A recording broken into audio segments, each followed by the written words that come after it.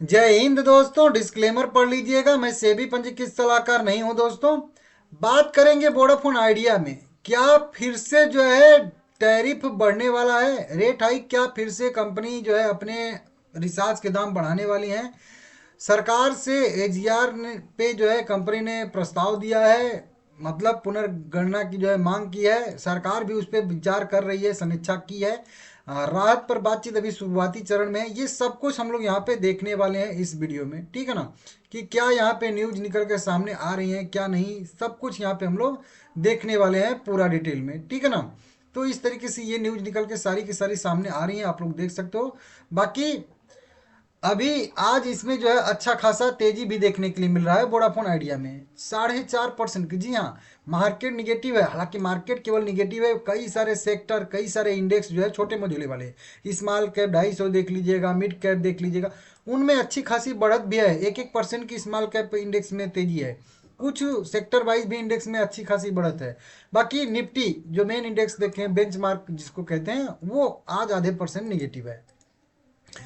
देखिए, 10 रुपये 67 पैसे पे, 76 पैसे पे जाके यह जो है सस्टेन कर रहा है। 4.5% की अच्छी खासी रिकवरी, और रिकवरी भी स्ट्रॉन्ग वाली।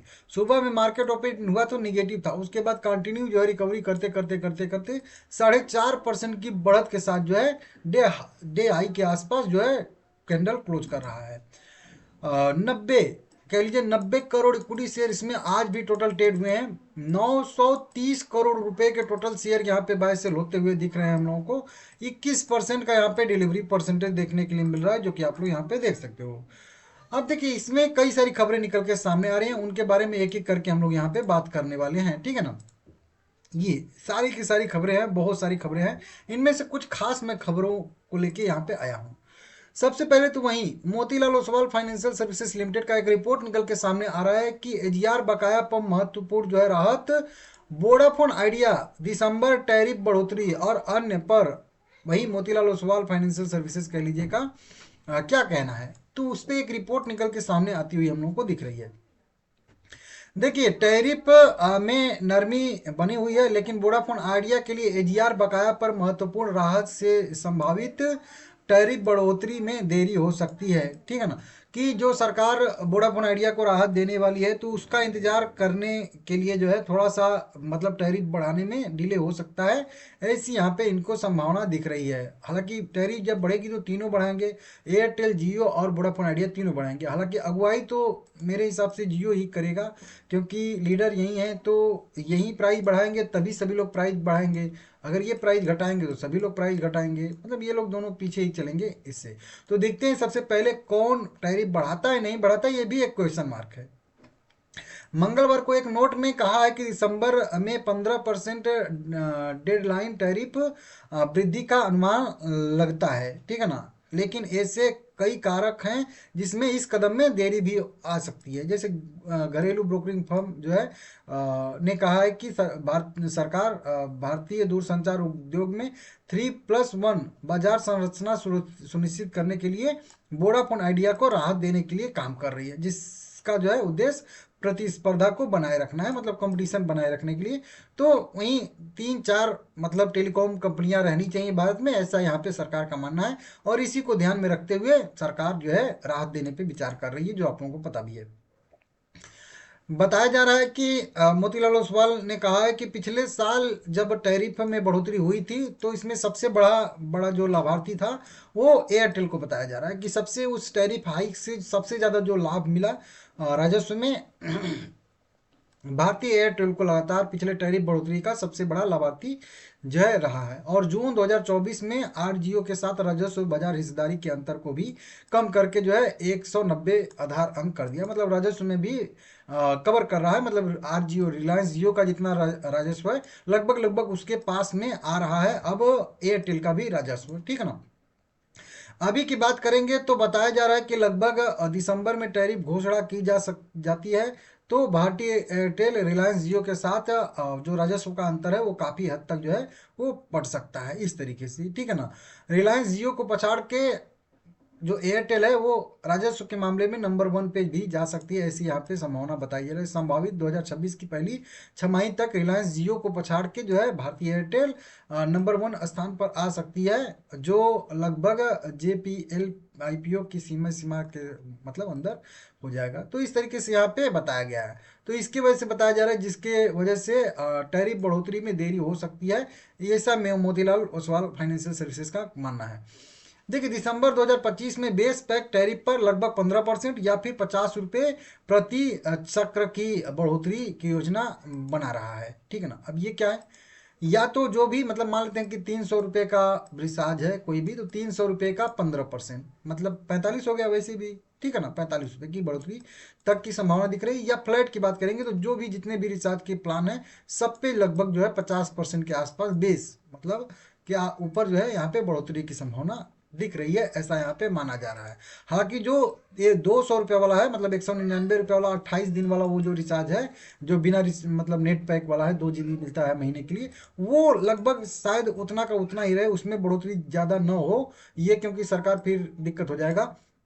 बाकी जो ऊपर वाले डाटा वाले जो मतलब रिचार्ज है उसमें बढ़ोतरी की संभावना यहाँ पे दिख रही है। इनको मोतीलाल ओसवाल फाइनेंशियल को लग रहा है भारतीय एयरटेल को भी खरीदे रेटिंग दिया है 2365, और रिलायंस को भी यहाँ पे मतलब, तो रिलायंस ये एक ही में है सभी दोनों, तो 1765 का इन्होंने लक्ष्य अपना तय किया। तो इस तरीके से यहाँ पे है, आप लोग देख लीजिएगा।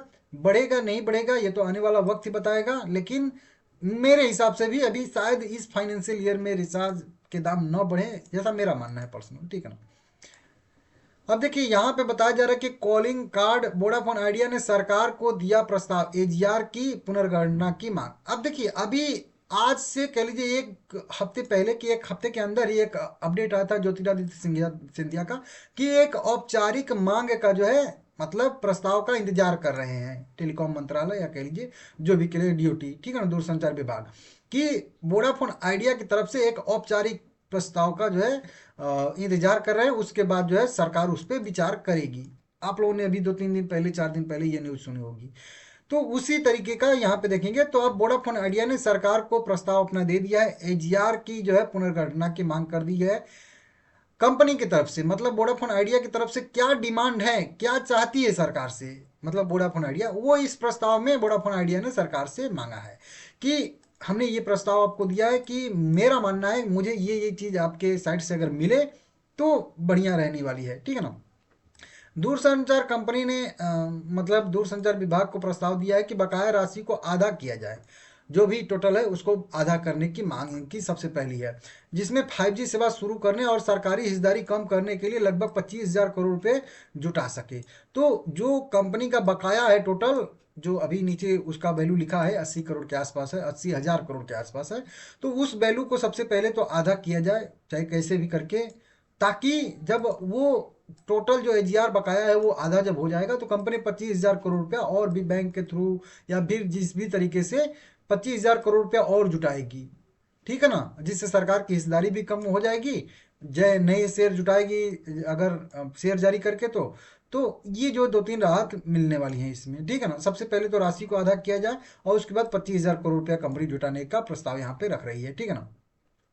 ये पेड यहाँ पे देख सकते हो, पेड ये न्यूज है लेकिन मैं पूरा नहीं पढ़ सकता, लेकिन फिर भी जो मांग की जा रही है कि कंपनी कह रही है कि कई तरह से अंकगणितीय जो है त्रुटियां हुई हैं, जिसमें दोहराव मतलब कई एक ही वैल्यू को कई बार जोड़ा गया है, इसके वजह से इस पे पुनर्गणना की जाए। इसके अलावा जुर्माना और जुर्माने पर जो ब्याज है, ठीक है ना, ध्यान समझिएगा, जो AGR का एक्चुअल वैल्यू है उस पर जो जुर्माना लगा है और उस जुर्माने पे जो ब्याज लगा है उसकी छूट की मांग की जा रही है, जो लगभग कुल बताया जा रहा है कि 45,000 करोड़ से लेके 50,000 करोड़ रुपए है। तो जो टोटल इनकी डिमांड है 45,000 से लेके 50,000 करोड़ के आसपास के छूट की यहाँ पे बताई जा रही है। इसको आप लोग देख लीजिएगा। सुप्रीम कोर्ट के आदेश पे सरकार ने वोडाफोन आइडिया के उसी प्रस्ताव पे AGR बकाया की समीक्षा की। राहत पर बातचीत अभी शुरुआती चरणों में है। जब भी पूरा बातचीत होगा या फिर जो भी पूरा प्लान आएगा सामने मैं आप लोगों को बताऊंगा। अंदरूनी सूत्रों के हिसाब से बताया जा रहा है कि इसका उद्देश्य कानूनी सीमाओं के भीतर दूरसंचार कंपनी को पुनरुद्धार का समर्थन करना तथा शीघ्र ही कह लीजिए बैठकों का एक और दौर होने की उम्मीद यहाँ पे बताई जा रही है, और ये जस्ट अभी अभी की खबर निकल के सामने आ रही है, ठीक है ना, इस तरीके से। तो अभी आरंभिक चर्चा हुई है वित्त मंत्रालय के साथ, और साथ में दूरसंचार विभाग के साथ, या कह लीजिए टेलीकॉम मंत्रालय के साथ भी, इस तरीके से। तो अभी कई सारी चीज़ें पे विचार होगा, ऐसा नहीं कि एक ही दिन में सब कुछ फाइनल हो जाएगा। तो इस तरीके से बताया जा रहा है। टोटल 80,000 करोड़ रुपए तक का एजीआर बकाया बताया जा रहा है। इसमें से अगर 40-45 हजार करोड़ के आसपास का अगर छूट मिलता है, तो वहीं लगभग फिर भी 35,000 करोड़ के आसपास का कह लीजिए बकाया फिर भी रहने वाला है, जो कि फिर भी कंपनी के मतलब हिसाब से देखेंगे ज़्यादा ही रहेगा। लेकिन फिर भी उतना राहत मिल जाए तो भी ठीक है, बढ़िया है। कम से कम 30-35-40 हजार करोड़ का तो कर्ज मिल जाएगा कंपनी को थोड़ा सा अच्छे से। बाकी और भी कई सारी खबरें लिखी गई हैं यहाँ पे साइड में आपको दिख रहा है, आप लोग चाहो तो जाके देख सकते हो, समझ सकते हो। बाकी और आने कोई अपडेट आएगा मैं आप लोगों को बताऊंगा। और ये एक जो है व्हाट्सअप को टक्कर देने के लिए जो है यहाँ पे वोडाफोन आइडिया, जियो करके, एयर कह लीजिए, एयरटेल खास करके कह लीजिए, गठजोड़ किया है गूगल के साथ, और व्हाट्सअप को टक्कर देने के लिए मैसेजिंग ऐप टाइप का ये लोग भी सुविधा लाने वाले हैं मेरे हिसाब से। तो वो भी है, आप लोग देख लीजिएगा। बाकी ठीक है, वोडाफोन आइडिया के चार्ट के बारे में बात करेंगे तो नीचे की साइड से मैं आप लोगों को लगातार बोला था कि रिकवरी की संभावना बन रही है। अच्छी खासी रिकवरी हुई भी, और सपोर्ट लेवल पे भी मैं आप लोगों को कई बार बताया था अपना व्यू। ऊपर की साइड में 12 रुपये पे इसका फिलहाल का रेजिस्टेंस है। तो अभी जब तक ये जो है 10 रुपये के ऊपर ऊपर है, मान के चलिएगा कि 12 रुपये तक जा सकता है। बाकी 12 रुपये जब ब्रेक करके उसके ऊपर सस्टेन करेगा, तब फिर ये जो है ऊपर की साइड में 16 या उससे भी ऊपर जा सकता है, ऐसी संभावना रहेगी। लेकिन फिलहाल के लिए 12 और बहुत ज़्यादा से ज़्यादा 13, ये दो यहाँ पे जो फिबोनाची टोकियाँ हूँ आप लोग देख सकते हो, ये वाली लाइन जो बता रहा हूँ ये वाली, और इसके बाद बहुत ऊपर तो ये वाला, इसके ऊपर मतलब 13 के ऊपर अभी मुझे यहाँ पे नहीं दिख रहा है। जब जाएगा तब हम लोग देखेंगे। अभी फिलहाल के लिए बस 12 तक मतलब ठीक है, या फिर बहुत मैक्स टू मैक्स 13, ठीक है ना।